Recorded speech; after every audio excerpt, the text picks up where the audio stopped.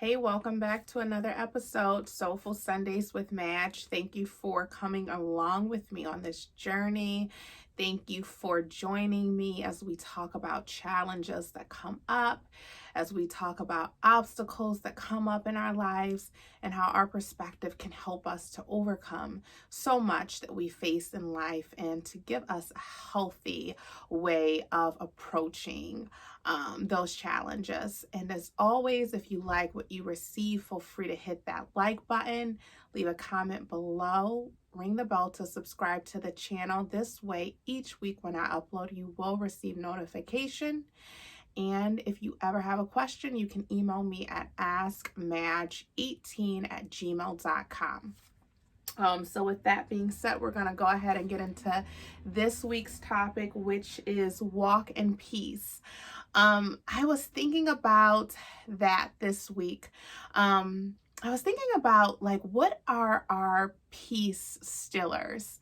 When we have moments in life and we just feel like we can be on a high, or we feel like we can be working towards something really good in our lives, or we're really excited about people or circumstances that have come up in our space, and something or just things happen and it seems like it can take our peace. And it was making me think, do you know what your peace stillers are? I for so long had no idea what my peace stillers were. I knew that there were situations, circumstances, or people or conversations that had the ability to take my peace, or so I thought had the ability to take my peace. But I really wasn't very conscious on how to avoid it or how to armor myself with I guess become like a special op in my life on how to keep my peace no matter what, no matter the circumstance, no matter the conversation, no matter what someone said, no matter what someone did. How can we get to a place where we recognize that our peace belongs to us? It is ours to keep. It is ours to take with us. If people don't want the peace, if people don't want to work with us to stay in perfect peace, we don't have to give our peace away. We don't have to get out of pocket or out of our alignment, out of the way we are moving. We can truly keep our peace. And if they don't want it, we take it and we bounce. We go somewhere else with our peace. And so I had to get to the place where I had to identify, what are my peace stillers and what does that look like for us? So on a lighter note, a peace stiller could be, I have little roommates that live with me that are not the cleanest people to live with. And so depending on the day or the moment, if I walk by a room that I feel is not up to the standard of cleanliness that I like, that has the potential to be a peace stiller in my life. That's one, very light, but it's one. Another peace stiller could be certain people that I have no choice but to interact with. I have no choice but to speak to on certain levels, have the potential to take my peace. So I have to be very strategic in when we're going to talk, how long we're going to talk, what we're going to talk about, what my mentality is going to be going into that conversation, how I'm going to conduct myself no matter what in that conversation. Because what I've realized is in the past, when I was not the special op over my peace stillers, what happened is my peace, I would allow my peace to go. It wouldn't stay with me. I would allow situations, conversations, people to take me to a certain place. And before I knew it, I no longer had peace. I no longer had peace in my day. I no longer had peace maybe for months, even maybe for a year. It just would really depend on the situation. And that would, that could take my peace. And maybe you have similar situations the same. So I really want us to get to a place where we begin to realize the importance of why it's so crucial for us to realize what steals our peace, or what situations have the ability to steal our peace, and how we can armor ourselves with strategies in our day-to-day life to ensure that we keep our peace. And one way that has helped me, and maybe it will help you, is leading with a scripture, which is James chapter 3, verse 18, which reads, "And those who are peacemakers will plant seeds of peace and reap a harvest of righteousness." Now, why I like this particular verse is because now that I've gotten to a place where I realize what has the potential to take my peace from me, I get to now ask myself this very important question: what kind of harvest am I looking to reap in my life? What kind of fruits do I want to produce in my life? What we can realize, or what we should realize, is that we will reap a harvest in our lives no matter what.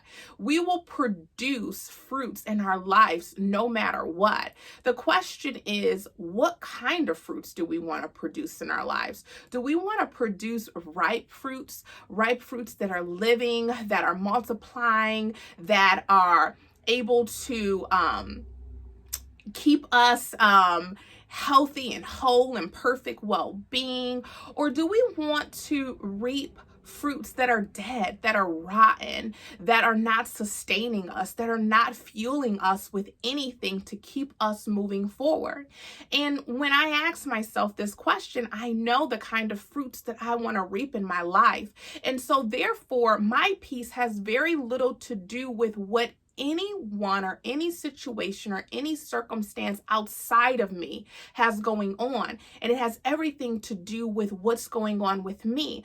It makes me think about when like the saying, treat people, or sometimes we may want to treat people the way they treat us. But in fact, we turn that, and we want to treat people the way we want to be treated. And even if people don't treat us the way that we have treated them, it's okay. I think sometimes we think that that means that people are abusing us or misusing us, or we got to teach somebody a lesson, or we got to show them that they can't get away with that. But I think when we get to the place where we realize that what people do outside of us has very little to do with us, and it's truly not our place to correct what anyone else chooses to do with their lives, because they are producing in their lives whatever they're producing in their lives, and we're going to produce in our lives what we choose and what we want to produce in our lives. So that let's walk in peace. Let's choose to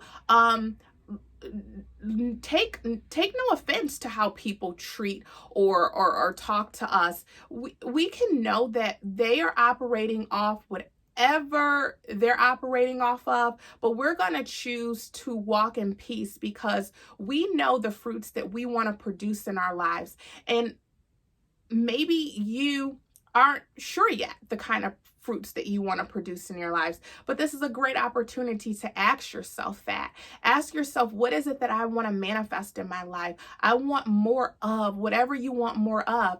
And if you know you want more of love, then give more love. If you know you want more abundance, then you need to be able to be free giving, free flowing. And in order for us to get to that place, we have to truly ask ourselves, who do we want to be? What do we want to think, no matter what? And I find that helps me to keep the perfect peace. And I'm not saying that I'm not tested to want to fly off the handle sometimes, or get out of that poise. But what I've come to realize is that I get to ask myself questions like, an example, if I know that waking up in the morning before I'm going to leave out the house, and walking by, like, let's say my daughter's room, is going to create something in me where I want to fly off the handle, like, oh my God, like, look at your room, get up, do this. And I want to like start to scream, and I want to operate outside of peace, outside of love, outside of a teachable moment. What I'm going to do is I'm going to equip myself with the notion that that may happen. So what do I need to do? So this is where I was talking about becoming the special ops in our lives. What do I need to do? How do I need to navigate that situation? I might not need to go into that room because I know that at 8 a.m. in the morning, it's not the time, it's not the place to get out of the perfect peace, to get out of starting my day in love, starting my day in compassion, starting my day in whatever fruits that I'm looking to produce in my life. If it is going to come with yelling, if it's going to come with strife, if it's going to come with screaming, I'm not saying that won't ever happen. But I know that that's not the kind of fruits that I'm looking to produce. So then I have to become very strategic, or we have to become very strategic in our interactions and our thoughts and how we go about our processes.